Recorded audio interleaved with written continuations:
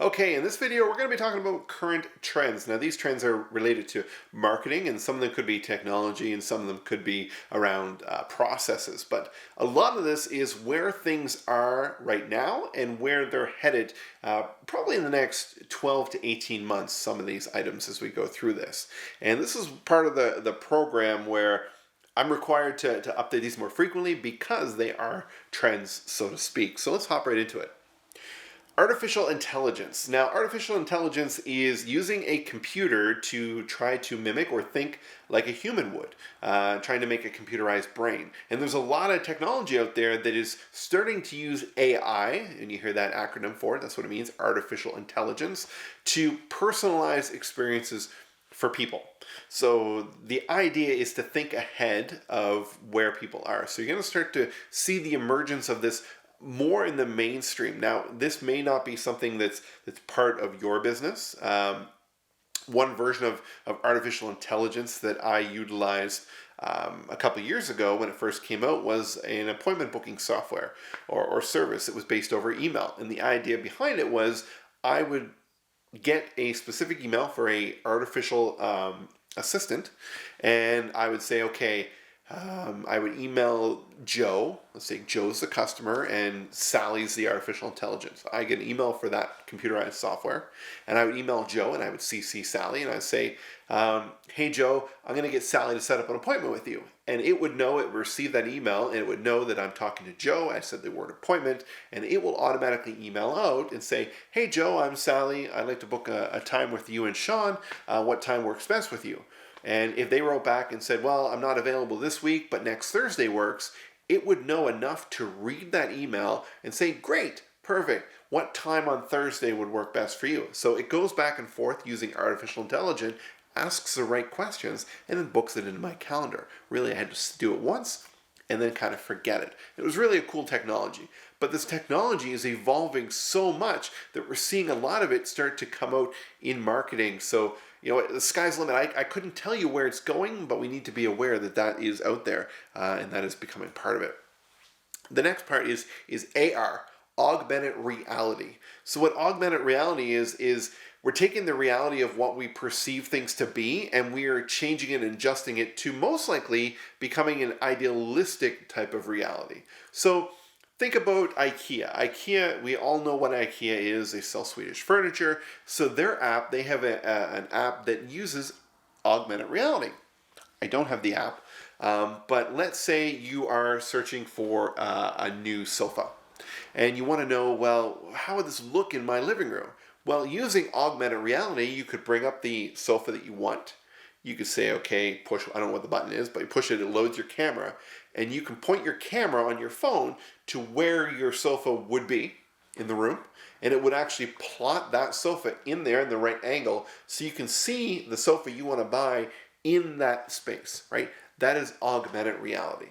And that's how brands are using that to leverage the ideals or the perceived aspirational identity of what people want, right? So they want something from you, your service or product, to give them a better life or a better situation, and they're leveraging that technology for that. Smart speaker advertising. We are in a world of change with the way that people are looking for content online, right? We used to go and teach you to write your content because people would go in and they would search for, service plus area plus whatever, right? They type in as keywords, right? We're getting people trained to search that way. And then it changed where Google has updated so that you could go in and you could ask Google a question, right? Where can I get my tire repaired on my GMC truck?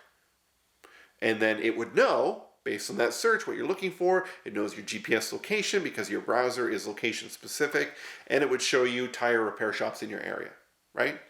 But now, not only do we have it on our phones, but we've got it in our homes. We can go ahead and we can ask our smart speaker devices. We can say, hey Alexa, and then you can ask a question. Right? We're getting in the world of voice and voice search. So being able to get your content out to people in that platform is going to be something that you're going to see more and more. And you can do things, I don't know what the exact term is, but it's like a recipe or something. Like that's not like a cooking recipe, but there's a term for Amazon's where you can buy a service and you can go and put like daily updates or weekly updates. And you can train people to say, ask your smart device for this daily update, and it will play back the audio version of you giving that update. Right? It's mind blowing where it's going, but this is what we need to look for is people are now searching for stuff on voice controlled devices. Chatbots. Chatbots have been around for quite some time now. They're becoming smarter, more integrated with systems. We're using a chatbot on our Facebook page using a service called ManyChat. And the idea behind that is it asks some key qualifying questions before it even notifies me that somebody is looking to reach out or to do certain things. And you can program it to do some really cool stuff and answer questions for people. So for example, if you come to our Facebook page, click message, it'll say, hi, it introduces itself to you. It identifies it's a bot. You don't want to try to fake people to think it's a real person because they will catch on. So don't hide that. And it asks, are you an existing client or not? And if you are an existing client, it basically bypasses all the qualification questions and says, great, how can I help you today? And whatever they respond back, it then sends it right to me. But if you're not, it says, okay, great. Do you own a business? You're starting a business? Don't, or neither. And ask some other questions about it. How long you've been in business? Those type of things. And then if they say, hey, I'd like to book an appointment, it gives them my booking link so that it can actually expedite that process. So it's qualifying those leads. So chatbots are extremely important. And more people are saying and predicting, the experts out there, that consumers are going to be more and more enjoyable with the experience about using chatbots in the future as they become more artificially intelligent, as they become more service focused, being able to communicate that. Unfortunately, people don't want to be communicating when they're doing their buying research with human beings, which is really not a great situation for us as marketers, because we now have to figure out how to get all those questions answered without having a human being in place. But that being in mind, there are certain times where interjecting a human being into that process is extremely valuable and important, and need to identify when that is in your buying cycle. Audience is becoming part of the brand stories. So more and more times that brands and businesses are okay with communicating with clients in an open, social, public platform and telling their stories and people seeing that journey go on, it's going to build your brand even stronger, right? No longer is it just private. I mean, obviously, if you deal with sensitive information, you're not going to do that. But answering key questions, when people are commenting on a post and asking questions, responding to those questions, making them part of the journey and becoming part of that brand story is becoming extremely trendy now and very important to your marketing. Transparency. People don't want to be left in the dark. People don't want to, as consumers, feel that the wool's being pulled over their eyes, that there's something shady going on there, right? The more transparent you can be, especially in your pricing. You look at different industries who have put legislature in place that professionals have to disclose certain fees that they are getting to their customers is a level of transparency. So keeping in mind, there are a lot of times in our business where we will do a quote and straight off the beginning, I will say to them, we are not the cheapest option out there, right? We're not the most expensive option, but we're not the cheapest option. So if you're looking for the cheapest, it's not us, right? And that's just being transparent out of the gate. And it also allows to build that relationship where you're not having to try to cut corners so much to keep the costs down, right? You can give them the service they need, the service they require, and the service they're going to love at the price that is fair to both of you, right? And then you're building that value. Quality over quantity.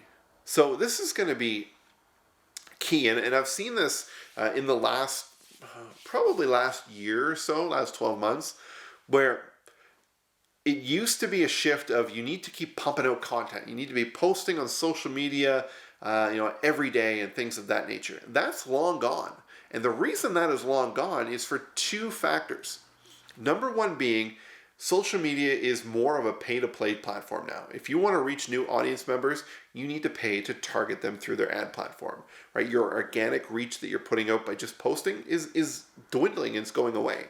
So that's number one. The second thing is that people are feeling that their time is more valuable, and most likely it is. So if you've got a question about a problem and you search in Google and it comes up with a bunch of articles that are there, and let's say there's 2 articles for the sake of this example, and it says, okay, I'll give you this. How do I change a flat tire in my car? Right? We Google that, and 2 results come up, and both of them say, here's how you change a flat tire in your car. You click on the first one, and it says, well, you need to jack it up, you need to take the nuts off, you need to pull it off, you need to patch the hole, you need to put it back on. And then the next one says, okay, here's how you do it. We're going to show you how. First, you need to locate a jack that's going to lift your vehicle, so it needs to be rated high enough. Here are the different types of jacks that are out there, and show some pictures. And next, once you got the right one, you need to slide it under here. You need to make sure that it's at this lift point in your vehicle. And here's a video of us showing you how to do that. Okay. So case in point here, it goes through and it's a longer form piece of content.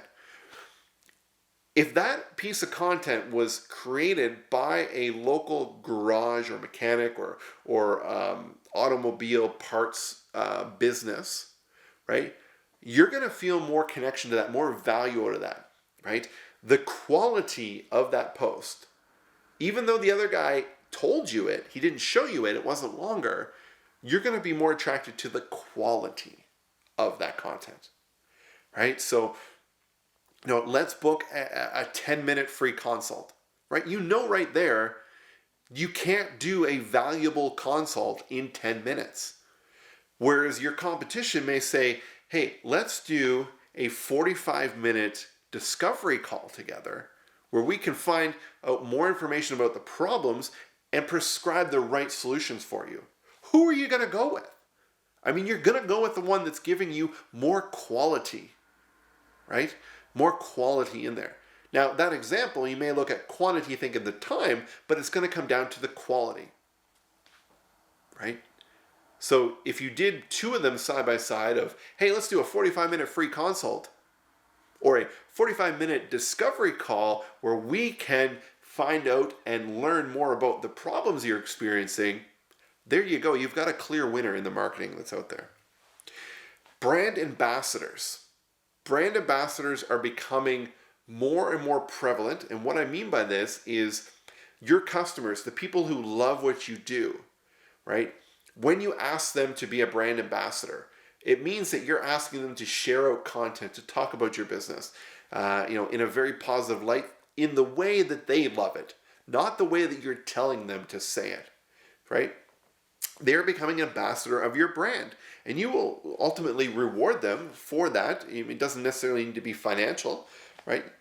You can develop a couple, really great brand ambassadors out there and show them, take them out for a movie night or a family event or whatever it is. If they're in that family age category, that they would have a need for that or a desire for that. But there's a lot more in this whole brand ambassador movement that is becoming very prevalent and important in your marketing these days.